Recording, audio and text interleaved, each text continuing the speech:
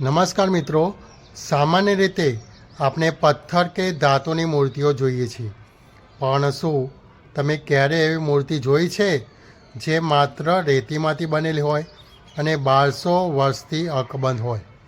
આજે આપણે જઈ રહ્યા છીએ મહેસાણાના ઊંઝા પાસે આવેલ એઠોર ગામે, જ્યાં સ્વયં ગણેશજી બિરાજમાન છે. આ સ્થાનનો મહિમા શું છે? ચાલો જાણીએ આજના વિડીયોમાં. એઠોર નામ પડવા પાછળ એક રસપ્રદ કથા છે. કહેવાય છે કે જ્યારે ભગવાન શિવની જાન જઈ રહી હતી ત્યારે ગણેશજી અહીં રોકાયા હતા.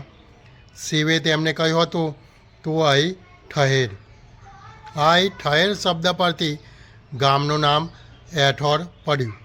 વધુમાં આ મંદિર સોલંકી કાળના સ્થાપત્યની યાદમાં અપાવે છે. ઇતિહાસકારો માને છે કે આ મંદિર 11મી સદીની આસપાસ બંધાયેલું છે, જેનો જીર્ણોદ્ધાર સમયાંતરે ભક્તો દ્વારા કરવામાં આવ્યું છે. એઠોરના ગણપતિની સૌથી મોટી વિશેષતા તેમની મૂર્તિ છે. આ એક રેનો પ્રતિમા છે, એટલે કે તે માટી અને રેતીના મિશ્રણમાંથી બનેલી છે. અહીં દાદાની સૂંઢ ડાબી બાજુ વળેલી છે, જેને અત્યંત મંગલકારી માનવામાં આવે છે. શ્રદ્ધાળુઓનું માનવું છે કે અહીં સાચા મનથી માનેલી દરેક માનતા પૂરી થાય છે. ખાસ કરીને ખેડૂતો માટે આ આસ્થાનું કેન્દ્ર છે, કારણ કે દર વર્ષે અહીં ભરાતા મેળામાં વર્ષા ઋતુના શુકન જોવાની પરંપરા છે. દર વર્ષે ચૈત્ર સુદ ત્રીજ, ચોથ અને પાંચમે અહીં ભવ્ય મેળો ભરાય છે. આ ઉપરાંત સંકટ ચોથ અને ગણેશ ચતુર્થીએ અહીં પગ મૂકવાની પણ જગ્યા હોતી નથી.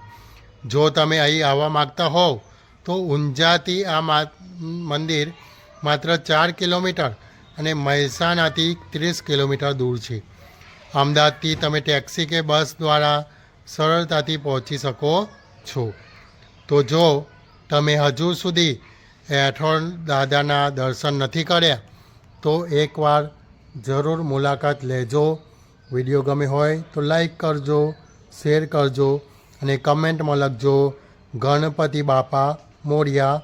ફરી મળીશું એક નવા ધાર્મિક પ્રવાસ સાથે.